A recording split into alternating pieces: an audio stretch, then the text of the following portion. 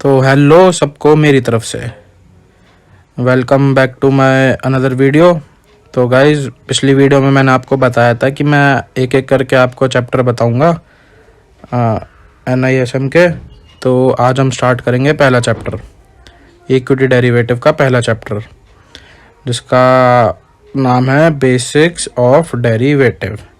तो गाइज़, जो ये चैप्टर है, ये चैप्टर 8 मार्क्स का आएगा। अगर आपने ये चैप्टर कर लिया तो आपके 8 मार्क्स बिल्कुल पक्के हैं। और गाइज़, इस चैप्टर में टोटल टॉपिक्स हैं 7। तो हम इन 7 टॉपिक को कवर करेंगे और हम जानेंगे इसमें है क्या। और गाइज़, आप वीडियो में बने रहिए और मैं आपको भरोसा दिलाता हूँ, अगर आप बने रहोगे तो आपके 8 मार्क्स बिल्कुल पक्के हो जाएंगे। आपको कुछ नहीं करना, बस इसे देखना है और ध्यान से सुनना, और कुछ इंपॉर्टेंट चीज़ें तो उन्हें लिख लो नोट्स बना के। तो चलिए शुरू करते हैं। हमारा पहला टॉपिक है बेसिक्स ऑफ डेरिवेटिव। ये डेरिवेटिव क्या होता है? तो derivative is a contract or a product whose value is derived from value of some other asset known as underlying. तो डेरिवेटिव क्या होता है? डेरिवेटिव मतलब किसी चीज़ से किसी की वैल्यू डिराइव होना। डेरिवेटिव किसी चीज़ से किसी चीज़ की वैल्यू डिराइव होना।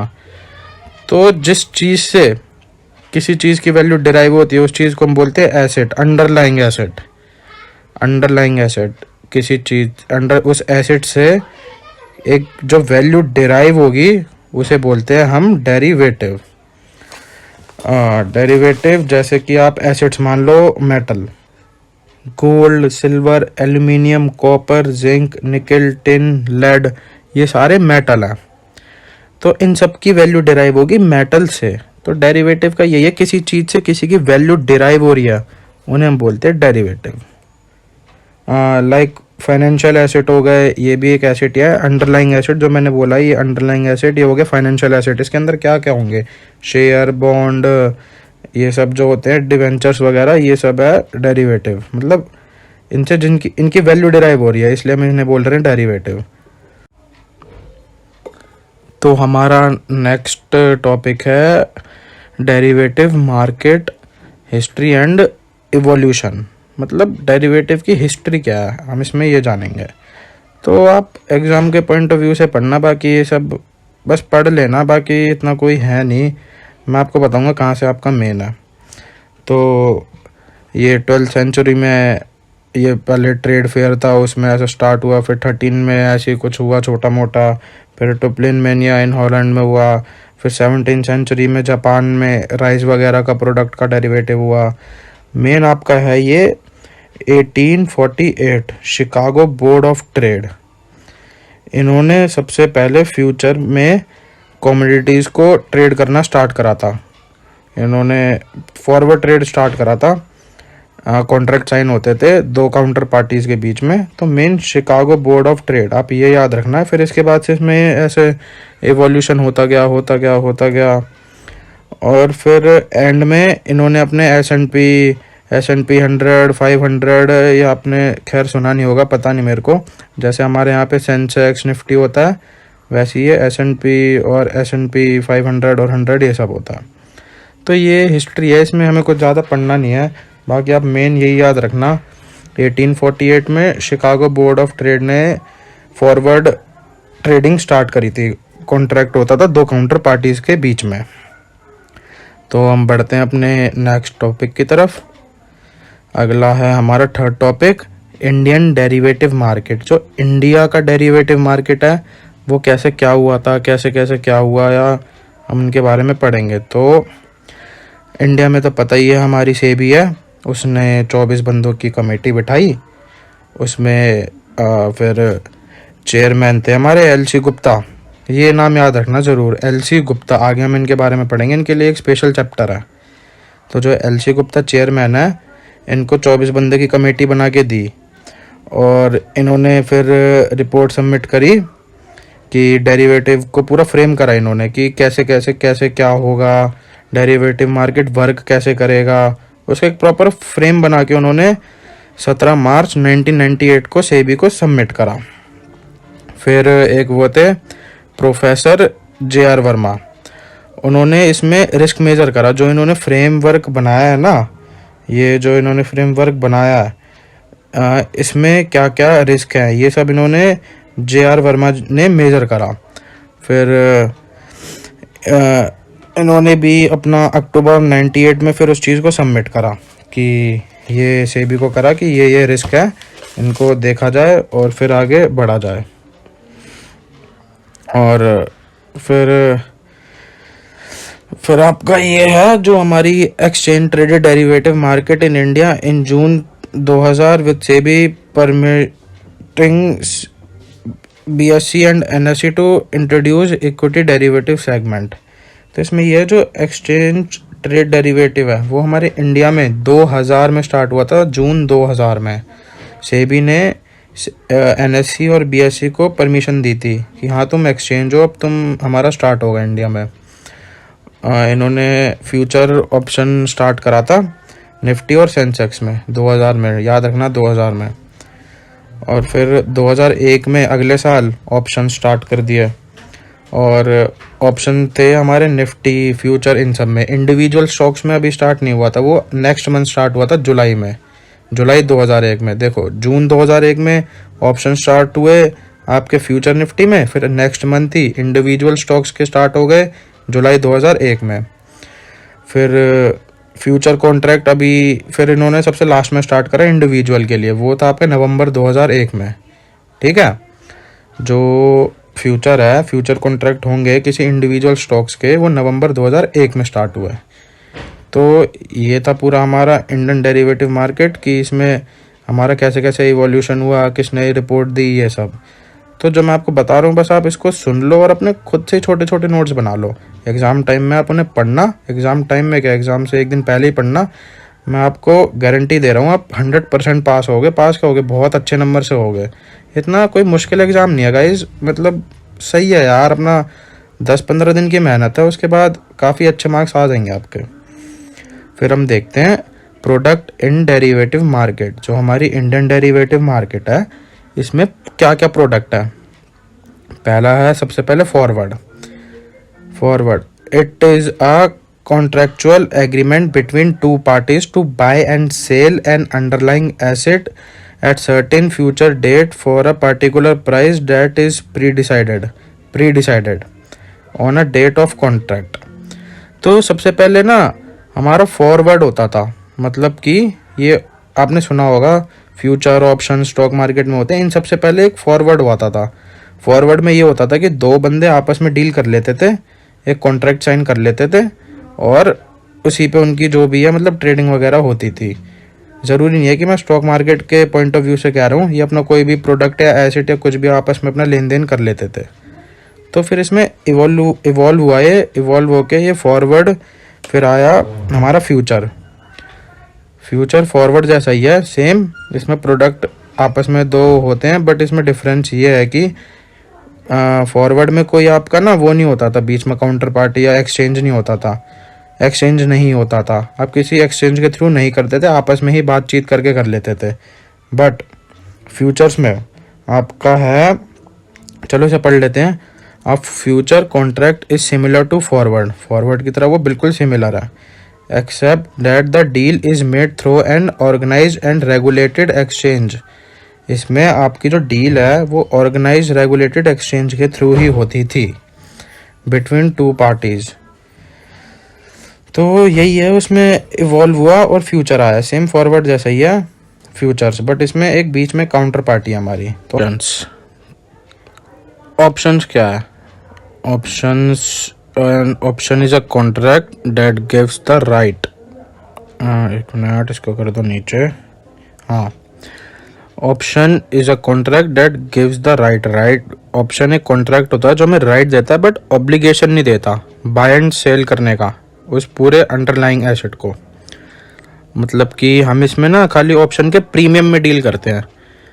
ये आपको खैर अभी समझ नहीं आ रहा होगा, अभी आगे आएगा, आप इसे अभी सुन लो बस।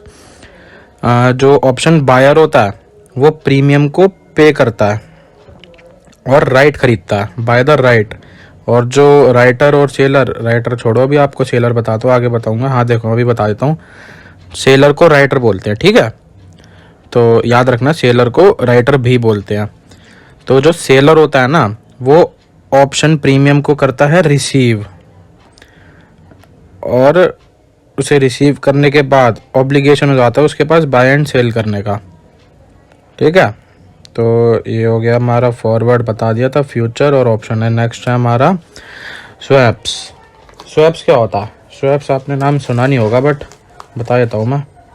हाँ, swap is an agreement made between two parties to exchange cash flow in future।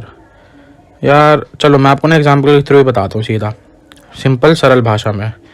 जो स्वैप होता है ना, हमारा स्वैप, वो डील करता है कैश में, मतलब करेंसी वगैरह में, कैश करेंसी, ठीक है। मैं आपको एक एग्जांपल देता हूँ। मान लो एक बंदा है, उसका बिजनेस है इंपोर्ट एक्सपोर्ट का, और इंपोर्ट एक्सपोर्ट का बिजनेस है, और शिपिंग, जहाँ शिप वगैरह चलते हैं ना, मान लो वहाँ पे उसका बिजनेस है। उसका माल पहुँच रहा है दूसरे देश में, मान लो 20 दिन में। अब मान लो 20 दिन में डॉलर की वैल्यू बढ़ जाए या कम हो जाए, या मतलब ऊपर नीचे हो सकती है, तो उसको थोड़ा नुकसान हो सकता है, होने को फ़ायदा भी हो सकता है। तो इसी चीज़ को रोकने के लिए वो पहले कॉन्ट्रैक्ट साइन कर लेते हैं अपने, जो उनका बायर या सेलर जो भी होता है, वो सेल कर रहे हो तो अपने बायर से, और बाय कर रहे तो अपने सेलर से, कि जो भी रेट रहेगा, हम जो मान लो 20 दिन बाद जो भी रेट होगा ना डॉलर का, हम उसमें डील ना करके हम पहले ही फिक्स कर लेते हैं कि 70 रुपये का मान लो अभी डॉलर चल रहा है, तो उन्होंने फिक्स कर लिया कि 72 में हम डील कर रहे हैं, 20 दिन बाद हम 72 में डील करेंगे। मान लो 20 दिन बाद उसका रेट 80 भी हो, चाहे 90 हो, चाहे 5 रुपये हो, चाहे कुछ भी हो, हम 72 में ही डील करेंगे 20 दिन बाद। तो रेट ऊपर नीचे ज़्यादा ना हो, इसको लॉस ना हो जाए, तो इसलिए ये कॉन्ट्रैक्ट साइन करते हैं, उन्हें बोलते हैं स्वैप्स, ठीक है। ये भी डेरिवेटिव का ही पार्ट है। तो नेक्स्ट मूव करते हैं हम अपने नेक्स्ट टॉपिक पर। Market participants. मार्केट में कौन कौन होते हैं, मार्केट को चलाता कौन है, होते कौन कौन है, ठीक है। तो पहला है हमारा हैजर। हैजर मतलब हैज करना किसी चीज़ को। पढ़ लेते हैं इसको। They face risk associated with the price of underlying asset and use derivative two reduce the risk. जो हैजर होते हैं ना, उनका मेन काम होता है अपने रिस्क को रिड्यूस करना। ये हैजर होते कौन है? फॉर एग्जांपल कोई म्यूचुअल फंड कंपनी हो गई, या फिर कोई फाइनेंशियल इंस्टीट्यूट हो गई, जो मतलब कि SIP वगैरह करती हो, मतलब मेनली यही मान लो, म्यूचुअल फंड मान लो आप, वो चीज़ों को हैज करते हैं, वो हैजर होते हैं, ठीक है। एक तो बड़ी बड़ी कंपनियां म्यूचुअल फंड टाइप की ये होती है मार्केट पार्टिसिपेंट्स। नेक्स्ट हमारी है स्पेकुलेटर्स एंड ट्रेडर्स। तो जो नॉर्मल बंदे होते हैं, जैसे कि ट्रेडर, जो ट्रेडिंग वगैरह डेली बेसिस पे करते हैं, इन्वेस्टिंग करते हैं, वो ये उनकी बात हो रही है यहाँ पे, ट्रेडर, जो कि हम आप जैसे लोग हैं, ठीक है। तो इनको पढ़ लेते हैं क्या ये। They try to predict the future movement, yes. तो वो end in price and underlying asset, तो वो फ्यूचर मूवमेंट के हिसाब से अपना ट्रेड करते हैं, और ये रिस्क लेते हैं। हैजर क्या करते थे? अपना रिस्क को करते थे मिनिमाइज, और जो ट्रेडर्स होते हैं वो रिस्क लेना पसंद करते हैं, वो रिस्क लेते हैं, ठीक है। और हमारी जो डेरिवेटिव मार्केट है, इसमें सबसे ज़्यादा मैक्सिमम वॉल्यूम है हमारे स्पेकुलेटर्स की, मतलब ट्रेडर्स की। यही सबसे ज़्यादा जो ट्रेड करते हैं। यहाँ पे लिखा हुआ है मोस्टली इन्वेस्टर्स आर स्पेकुलेटर्स, ठीक है। तो ये हम जैसे लोग हैं। तो नेक्स्ट है हमारा आर्बिट्रेजर्स। ये लास्ट पार्टिसिपेंट है मार्केट में। आर्बिट्रेजर्स कौन होते हैं? आर्बिट्रेजर्स वो होते हैं जो एक जगह से सामान उठाते हैं और दूसरी जगह बेचते हैं। पढ़ लेते हैं इसको। Arbitragers is a deal that produce profit by exploiting a price difference in a product in 2 different market, yes. तो 2 डिफरेंट मार्केट में ना जो प्राइस के बीच का डिफरेंस होता है, उनका फ़ायदा उठाते हैं ये आर्बिट्रेजर्स, ठीक है। या पढ़ लेना, मतलब मैं आपको मतलब बता रहा हूँ, ऐसे इसमें कुछ खास है नहीं, वही बातें दोहराई गई है कि वो ज़्यादा पैसे कमाते हैं इन चीज़ से, ज़्यादा टाइम तक उसे होल्ड नहीं करते, ये सब, ठीक है। तो ये होते हैं पार्टिसिपेंट्स। नेक्स्ट है हमारी, ये 3 हेडिंग्स हैं, मैं आपको ऐप बता देता हूँ ऐसी, इनमें कुछ भी खास नहीं है, कुछ भी, आप बस सुन लो इस चीज़ को, ठीक है। तो पहला है हमारा types of derivative market. Types, इसमें हमारे हैं दो टाइप। एक है ओटीसी, ओटीसी मतलब over the counter. Over the counter जो मैंने आपको शुरू में बताया था ना, प्रोडक्ट्स डेरिवेटिव में फॉरवर्ड बताया था मैंने आपको, तो फॉरवर्ड को ही ओटीसी बोलते हैं, ओवर द काउंटर। ये वो मार्केट होती है जिसमें कोई बीच में ना एक्सचेंज नहीं होता, ठीक है। एक पार्ट हमारे ये हो गया डेरिवेटिव का, जो दो बंदे आपस में फ़ोन वगैरह पे बात करके या मिलके या कैसे भी अपना कॉन्ट्रैक्ट साइन कर लेते हैं। और सेकंड है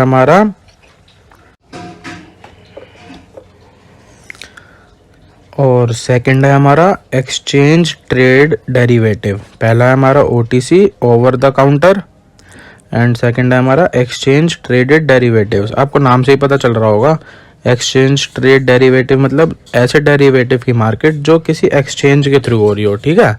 किसी एक्सचेंज के थ्रू मतलब दो काउंटर पार्टी के बीच में एक एक्सचेंज बैठा है जो उनका ट्रेड करवा रहा है। नेक्स्ट है हमारा सिग्निफिकेंस ऑफ डेरिवेटिव। सिग्निफिकेंस में यही है आपका, इसमें कुछ खास है नहीं, मतलब है क्या, सिग्निफिकेंस क्या है इस चीज़ के कि आपका derivative helps improving price discovery. मतलब जो डेरिवेटिव है ना वो आपकी प्राइस डिस्कवरी में हेल्प करता है, मतलब इम्प्रूव करता है, बताता है कि हाँ एक्चुअल में है क्या इसका प्राइस। मतलब मेटल का आप कोई प्राइस ऐसे बता नहीं सकते, हाँ, बट आप मेटल से जो डिराइव हुआ है गोल्ड, उसका हम प्राइस बता सकते हैं, ठीक है। Derivative helps in transfer risk. इसका मतलब ये हुआ कि जो डेरिवेटिव है वो रिस्क को ट्रांसफ़र करवाता है। जैसे मैंने आपको बताया था ना, पार्टिसिपेंट्स थे मार्केट में, एक हैजर था और एक ट्रेडर। तो हैजर क्या करता था, अपना रिस्क को करता था मिनिमाइज करता था वो अपना रिस्क। डेरिवेटिव में इसलिए आता था ताकि वो अपना रिस्क कर सके मिनिमाइज। और जो ट्रेडर होते हैं उन्हें रिस्क लेना पसंद है, तो वो ना हैजर से रिस्क ले लेते हैं अपने पास। तो मैंने बताया ना आपको, transfer the risk helps, derivative helps in transfer the risk, ठीक है। तो नेक्स्ट है हमारा various risk faced by participants in derivative market. ऐसा कुछ रिस्क, मतलब वही सब है, बता देता हूँ, आप सुन के भी बोलोगे क्या क्या बता रखा है यार, इसमें इतना बड़ा बड़ा लिखा हुआ है पीडीएफ में जो आपको मिलेगी, और है इसमें कुछ भी नहीं। तो मैं आपको वैसे ही मुंह से बता देता हूँ, आप बस जान लो, इतना कोई जानने की ज़रूरत आती है नहीं, इसमें से कुछ आएगा भी नहीं इन तीन में से। मेन आपका वही है, ऑप्शंस क्या होता है, फ्यूचर क्या होता है, इतना तो आपको समझ आ ही गया होगा, और वो एलसी गुप्ता 24 बंदों की कमेटी, यही है मेन, ठीक है। तो ये बता देता हूँ मैं आपको, रिस्क क्या क्या है। काउंटर पार्टी रिस्क, मतलब कि जो आपका काउंटर पार्टी एक्सचेंज है वो डिफ़ॉल्ट कर दे, ठीक है।